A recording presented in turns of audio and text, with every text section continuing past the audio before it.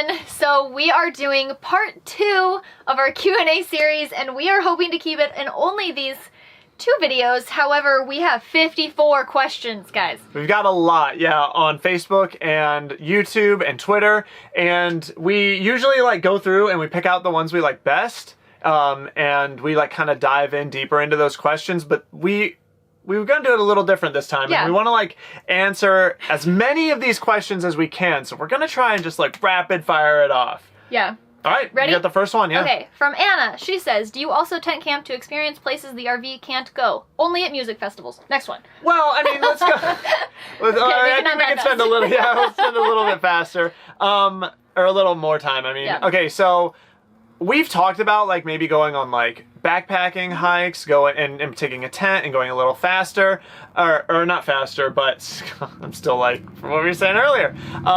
And yeah, like tent camping and places the RV can't go, but we just haven't because there's so many places to go. By not doing that, and yeah. the RV can get to most of the places we wanted to go to. And if I'm being honest, I really like the comforts of our RV, and setting up a tent and everything is a lot more of a hassle, so. Yeah, but we love tent camping when we go to festivals. Yeah. It's always nice. Next question is, what is more difficult to deal with in an RV? Extreme heat or extreme cold?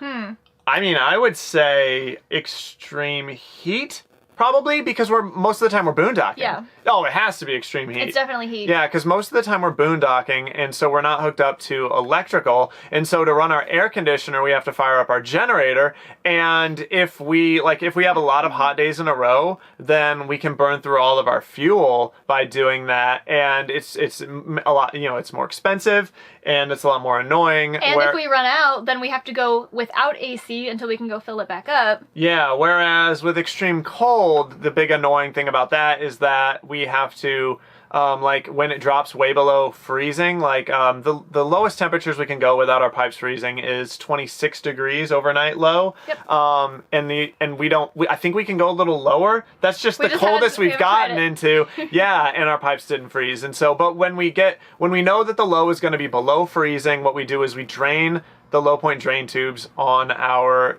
travel trailer. So there's no water in our lines to freeze. Yep. And then we just run our furnace to keep it warm in here. So I would say extreme hot. Wait, cold weather does create a lot of condensation though, which is really hard to deal with. So yeah, it is frustrating. They're both tough. They both suck. Our home has wheels, and if your RV has wheels, which I really hope it does, I recommend travel with the weather. Yep, yeah. Exactly. Okay, next question's from Teresa. She says, do you have a plan for the long term, such as if something changes and it isn't in the cards for full time? Have you thought of a permanent home base? Yes, we have.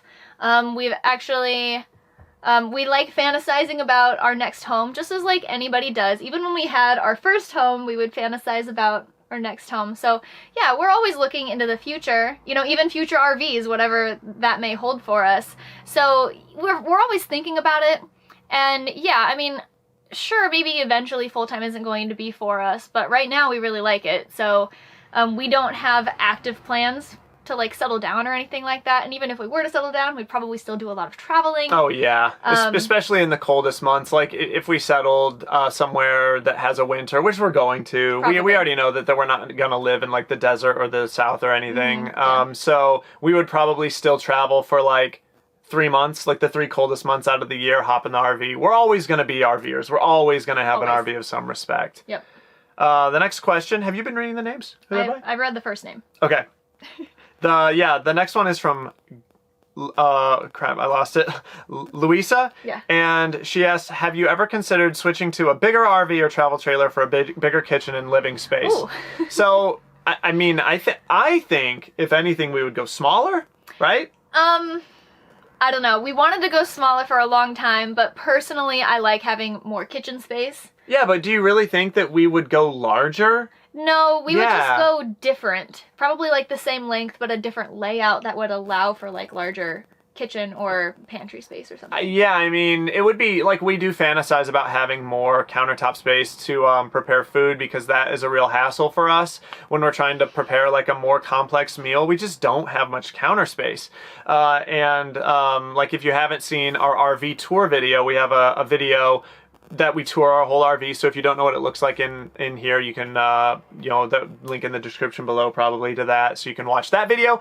And yeah, so like more living space would be nice. But the biggest reason that we haven't gone bigger is that, again, we boondock constantly in the national forests and in the desert when we're down south. And like, it can already be frustrating to get into some spots.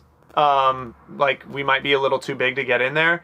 Or a little too low to the ground. Yeah, and that's like everything for us, like flexibility of camping spots and stuff. So I'd much rather be able to boondock more than have a bigger kitchen. Exactly. All right, next question is a long one. Lots of small questions. I'm going to actually rapid fire because we haven't been doing that. So we're going to actually rapid fire these questions. This is from Rhonda. She asked a whole bunch. She says, I've tried to find GPS coordinates for some of your boondocking sites, but have never been able to locate them. Do you publish them? If so, can you tell me where? We do. Those are now exclusively on our Patreon because we had gotten a lot of complaints from people saying that we were the reason that places were being trashed, and I didn't like feeling that way. So our solution to that was to pull all of our campsite reviews down and make them exclusively for patrons. So if you are interested in those, they are on Patreon. You can find them there. How do you guys determine where you'll go next? It completely depends on what we have planned in the future. For example, we are here in Washington because of a wedding next month, in exactly a month actually from today. I'm leaving for the bachelor party tomorrow. Yeah. When this video goes up, David will actually be there. So, I mean, we really just like, how do we decide where to go next? We just kind of do. Like we usually have like an end destination in mind, like. The next thing, like after we leave here, we know that we need to be in Fort Wayne, Indiana for Christmas with my family. Yep. And so like, we're just going to sort of meander in that direction. And we'll look at the weather forecast and stuff, and that really dictates where we precisely go. But like, the general direction after this is going to be east and south a little bit. And south to avoid really cold weather. Yeah. But then, and we kind of just pick that like a week in advance, and then we're like, all right, where are we going? And then we pick somewhere and we just go. Because if we plan too far in advance, weather typically ruins our plans. Yeah. So, all right, last question from her. She says, have you experienced problems with boondocking during or post-COVID? We've read some instances where BLM land is being closed down to boondocking due to people trashing up the places. Wondering if you've run into this. We have run into this, actually. Oh, yeah, absolutely. The Prescott National Forest in... around Sedona, Arizona. That has been closed actually for a couple of years due to being trashed. There's a BLM area that we just, a wildlife refuge that we just went back to that we could have camped at. That is now day use only. Anymore.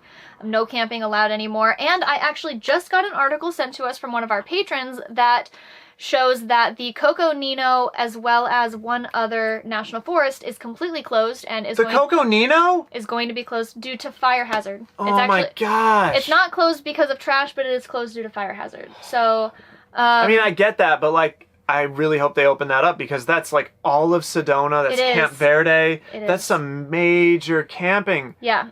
So, yeah, there are definitely places, and there are places that we have gone that we didn't know were closed, and when we arrived, like we were in New Mexico once, we went there, we weren't going to pull into a campsite, and there was a post that they had put in the way. It had obviously been grown over for a while too, but the campsite review that I had found was new, so I didn't think that it was actually a closed campsite.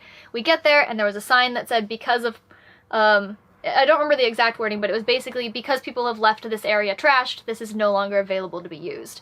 And so they're straight up just being like, you guys did this. Yep. So yeah, we've definitely run into it. Yeah, we all have to take care of these places or we're gonna lose them. Like it's just gonna happen. Did you fall in love with Moab, Utah like I did? Absolutely. Moab is dope. Yes, it is amazing. There are multiple. That was a rapid fire one. We gotta keep moving. Too many national parks. Okay, all right. From David, he asks, scrambled, over easy, fried, poached, or hard boiled eggs. Oh, over easy. Over easy for sure, but if I get scrambled, which is easy for me, I always put a ton of cheddar cheese in it with ketchup on top. Over easy on buttered toast with some avocado and a little bit of salt on top. You basically eat it like on toast? Yeah, I like to dip scoop my egg, set it on the piece of bread, the toast, buttered toast, avocado on top. So good. Now I'm hungry. Yeah, I know. Would you do this RV thing over again? Absolutely. Love it. Definitely. Dawn asks, any chance of a meetup in Washington this summer now that COVID restrictions are lifting? Not this summer, no. We just have too much going on. Way too much. Our days are like... Yeah, too much going on. I wouldn't even... There's not a single weekend that we have free in order to possibly plan that. Yeah, we're doing something every week with... Just between, like, seeing friends. You know, now that everyone's vaccinated, everyone is, like, really wanting to get together. So we've been, like... There's been something going on every weekend in our friend group out here. And then, like, with the wedding, the bachelor party, and the bachelorette party. And then just, like, helping my brother and his fiance prepare for the wedding. Yeah, it's just, we've got a lot going. And then our own projects. Yeah, we just don't have time. But maybe in the winter. Yeah, maybe. I think in the winter like would be nice. Portside area, something. Somewhere maybe, down south. Yeah, I don't know. What is the first thing you would check/fix in your first RV?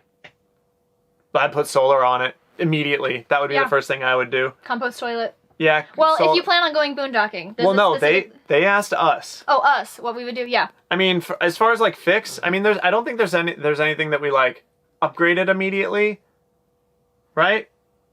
Yeah, I'm just gonna say solar. Max fan was the very first one. Max fan. If it doesn't have a max fan or like a fantastic fan, a strong exhaust fan, you have to have that. Have to. Yeah, absolutely. Get that. Oh, another thing that I would definitely check is the mounting screws on your stove. Get bigger ones and more of them.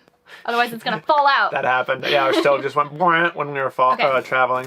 Next one. Do you take any precautions against valley fever? Do you remember what valley fever is? Yeah. So for those of you that don't know, valley fever is essentially when you breathe in a lot of really fine dust. You can get really sick from that. And there's like a fungus in the dust, in the desert. And it can be really hard to diagnose, and a lot of older people suffer with this. I know my grandparents have had some friends that have actually...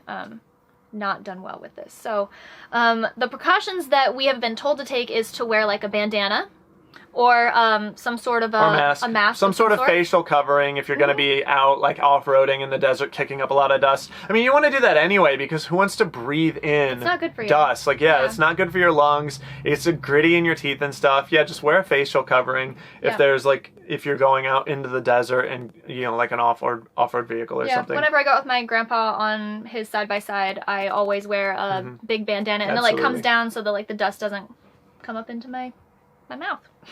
How long do you plan to keep traveling with your current RV? We don't plan on switching out our travel trailer anytime soon just because, first off, the longer we can use this trailer, the more money we save because we paid cash for it up front. It's a really expensive RV. Inexpensive. I thought I said inexpensive. It sounded like you said expensive. Oh, sorry. It was a really inexpensive RV, and we had some money left over from the sale of our house, so we were able to buy it cash. So the more money, or the longer we keep and hold on to this travel trailer, the more money we save. We're going to get as much use out of it as we possibly can. This travel trailer and our current truck.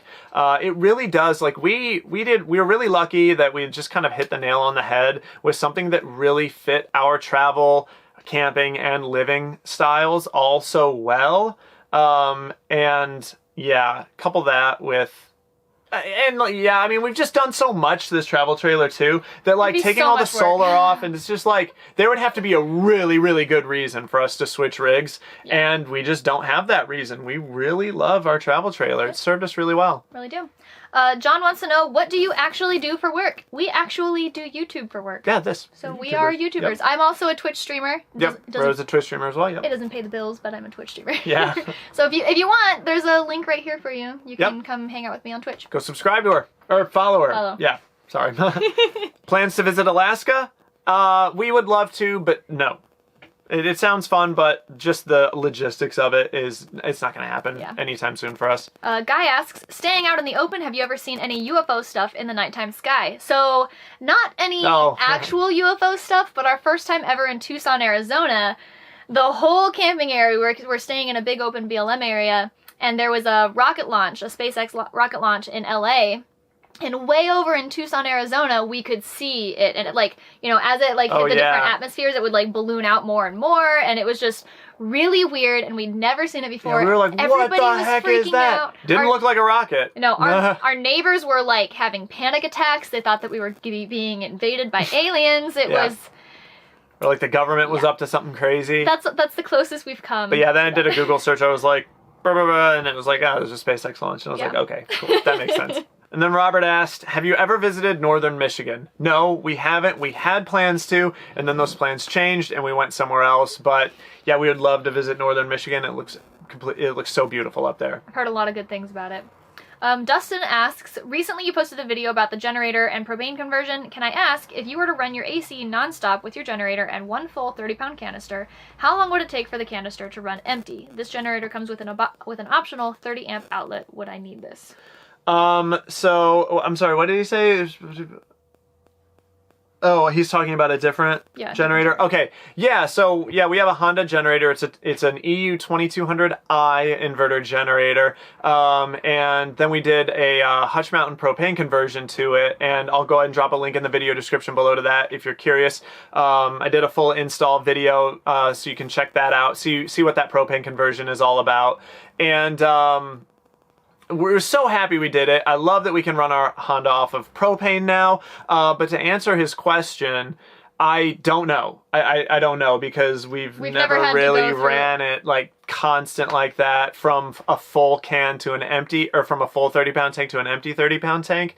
All I can tell you is the stats that Hutch Mountain says, and they say that you can run this model of Honda generator at a quarter load for 32 hours on a 20-pound propane tank.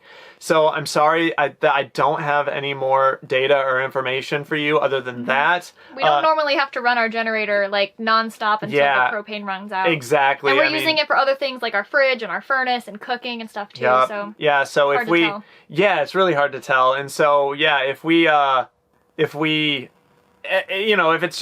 that hot, we get the heck out. So we just have never had to do that. Yeah. Oh wait, it's my turn. Solar versus generator, pros and cons. This is a really excellent question. I'm going to dive into this really quick. We also made a full video on this as well for like whether or not someone might need solar, and we talked about generator in that. So we'll post that up over there if you want it. If you want the whole video. Yeah, little card. Okay, so well, it would be over there. No, it is over here. Sorry. It's down here? No. Is it? It's right. It's there. It's right there. It's directly behind me. Anyway, I lost my train of thought now. Okay, yeah, going through this real quick. Solar versus generator. So a lot of people talk about the large upfront cost of solar, which it's true. We paid over $8,000 for our entire solar system, but we also have 2 large lithium batteries. The batteries were $4,800. The solar kit was only $3,600. So yes, if you don't get lithium batteries, you can save a lot of money. However, if you're going to be full timing or you're going to be using your travel trailer or your RV a ton, just get lithium. The large upfront cost, you're going to save money over time because the lithium batteries, if you take care of them, are going to last 10 years plus, maybe even longer, whereas lead acid batteries, you're not going to get anywhere near that. You're going to have to replace them enough so that in the long run, you're going to spend more on the lithium. Anyway, a generator, a good inverter generator, you're going to spend at least $1,000 on, and then there's maintenance that you have to do to it, which is a time investment, and then you also are going to be burning fuel. And I've ran the numbers already, and I've also ran the numbers on what our solar system saved us by staying in an RV park with electrical hookups, and within the first year, our solar system, by allowing us to boondock for free in the National Forest, paid itself completely off within the first year. But when it comes to fuel costs and maintenance, and then the cost of the generator itself, it doesn't take very long, believe it or not, for the solar to pay itself off. Again, if you're using it every single day, like we do, boondocking. So if you're going to be traveling like we do and boondocking nonstop, trust me, just get solar, because you're going to, in the end, pay more in maintenance fuel than you will on the solar system. And then you don't have to deal with all the annoyance of a generator, which is, there's some, just conveniences with that. We push a button, boom, our solar's on, it's powering everything. Well, I shouldn't say our solar, our inverter is on, powering everything. Our solar's always charging. But, yeah, so there's a convenience factor with the generator. You have to get it out. You have to fuel it up, you have to maintain it, then there's noise, there's exhaust, and you're out in nature, you don't want to deal with all that. So yeah, if you're going to travel like us, boondocking, dry camping constantly, if you're a full-time RVer, get solar, get lithium. If you are part-time, you're only going out a couple weeks a year, maybe like 3-4 times a year in your RV, generator. there you go. Okay. Linda asks, with many automobile companies turning toward electric vehicles, do you think that petroleum, gas, and or diesel will be hard to acquire in the near future? No, I do not think that. The grid, the structure needed... The infrastructure needed for electric vehicles would have to equal and then surpass that of petroleum-based products before there could even be the ability for them to be considered obsolete in a way. And that's just not close to happening, even in the near future. Now, if you consider the near future like 10 to 20 years from now, I mean, maybe a little bit closer, but not in like the next 5 years. Yeah, piggybacking on what Rose said, I don't think petroleum's going to be hard to find until internal combustion engine cars become like a novelty, you know, and I don't see that happening.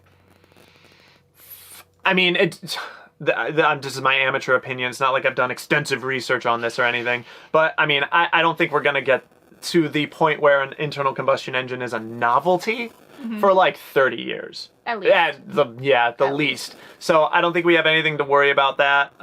And you know, there will always be stuff like propane, natural gas. You're going to be able to find that.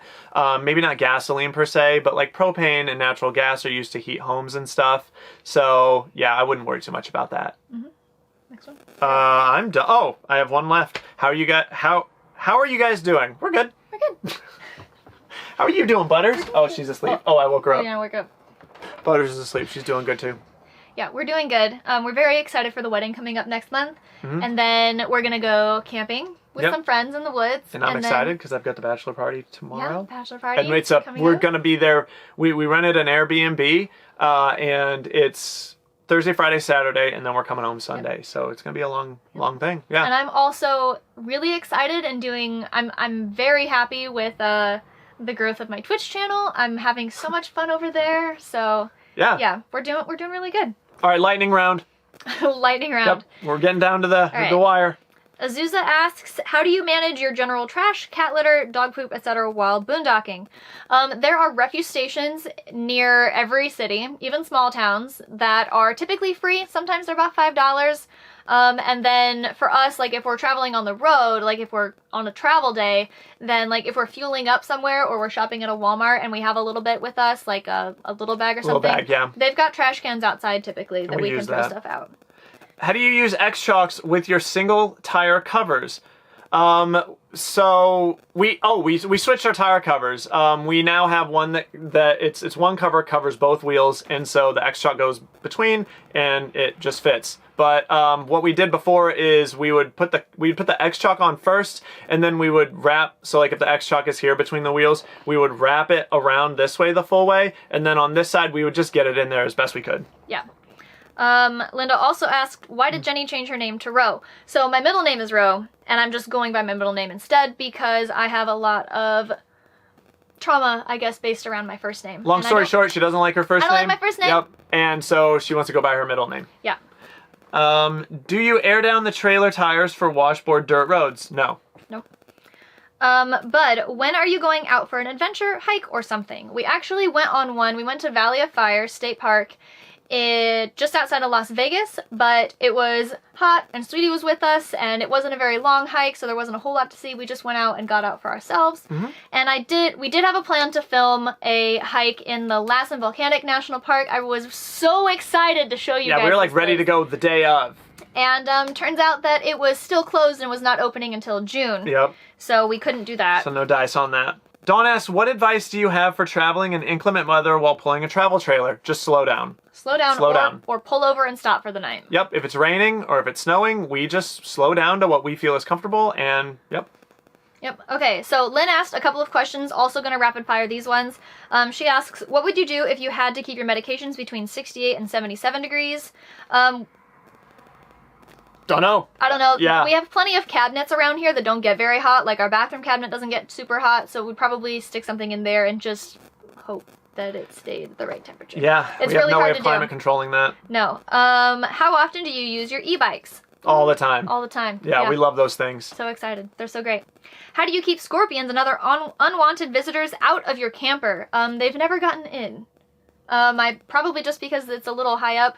Like, we can't keep, like, bugs out and stuff. That's pretty impossible in a trailer. But we haven't had anything. Maybe it's because of the cats. We don't know. And then, last question from her. If you knew then what you know now, what would you do differently when first starting out? That's a good question. I would probably, now that I know, I probably wouldn't have necessarily gone places where there was a lot of rain in the forecast, because we ended up getting stuck in Pennsylvania and Vermont. Oh, what would we do? Our first month on the road. We would pay a lot closer attention to the weather forecast, because we've gotten burned a couple times. That's really good. Denise asks, what is the best, most cost-efficient way to beat the heat while living in an RV? We probably... I mean, obviously move with the weather. That's probably the best. When it gets really hot, go to higher elevation. That's what we do. We head to like 3,000, 4,000, 5,000 feet elevation, and it cools us off pretty good. Yeah. Other than that, if it's really hot out and we don't want to run the air conditioner, we sit on the shaded side of our travel trailer, and we let the animals out with us, and we all hang out outside. And Brittany asks, will you be having children? No, probably not. Danette, will you ever do travel videos again? The ones driving in the truck, I'm not so sure. For some of you that might not know this, we had an incident on one of our live streams that has frightened us from doing travel live streams and travel videos again, so I'm not entirely sure. But yeah, we really want to just be paying really close attention while we're driving. Yeah. We don't want to really be filming or live streaming while we are driving for physically traveling for safety reasons. Yeah, for safety reasons. And then the last question is from Greg, and he asks, if money wasn't an issue, what would your ideal RV setup be? Would you stick with a travel trailer and upgrade to a 4x4 truck, fifth wheel, maybe even a Class C? Class C seems like it would be hard to get to the sites you like, though. Maybe 2 Class Bs. 2 Class Bs, that's exactly what we would do. Rose right. Yeah, if money wasn't an issue, we would have 2 Class Bs, and sweetie, here's something outside.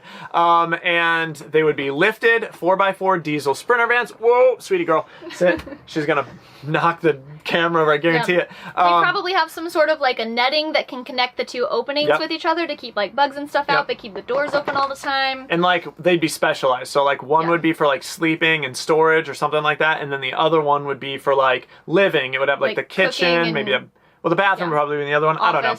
Yeah, I don't know. They'd be separated to where like each one literally has its own thing. Yeah, we'd like custom build the interior of each of them. One will not have a bed, but the other one will, type of thing. Exactly, and like one is going to have all the water and the other doesn't, stuff like that. Can you tell we've talked about this a lot? Yeah, we have. We fantasized, but yeah, if money wasn't an option, that's absolutely what we would do. Yeah. All right. Somehow we got through all of them. Answered all of them, and wait, there was one more on Twitter that we didn't answer, and we've answered every single one except for this, guys. Okay. So I'm going to pull it up real quick. Sorry, guys. And the last one is from Scott, and he asked, hey, guys, I've always wondered if your RV is 20 feet or 25 feet from hitch to rear bumper. It is 24.5 feet exactly. So there you go. That is all the questions. Yeah, that's all the questions. We got through them all. Wow, that's 55 questions. It's awesome. So yeah, good job, bro. All right, but that was it. That was all for this Q&A, you guys. Thank you, everyone, for all the awesome questions. We really appreciate it. Made the Q&A videos really great. And yeah, that's it. I got a bachelor party to go and prepare for. I got to go pick my buddy up, flying over from Indiana. He flew out. Oh, yeah. And I got to go pick him up from the airport. In 20 minutes. Yeah, so I got to get out of here, guys. Thank you again. I hope you all have an awesome weekend. And we'll see you next time. Sweetie girl, get up here. Come on, pup. Come on. Come on. Oh, I think she's just woke up. Tired. Did you tired pup? Yeah, good girl. Okay, sweetie. Say bye. Oh gosh, she's like, let go of me. Come on. Come on. Can you say bye? There it is, good girl. See ya. Bye.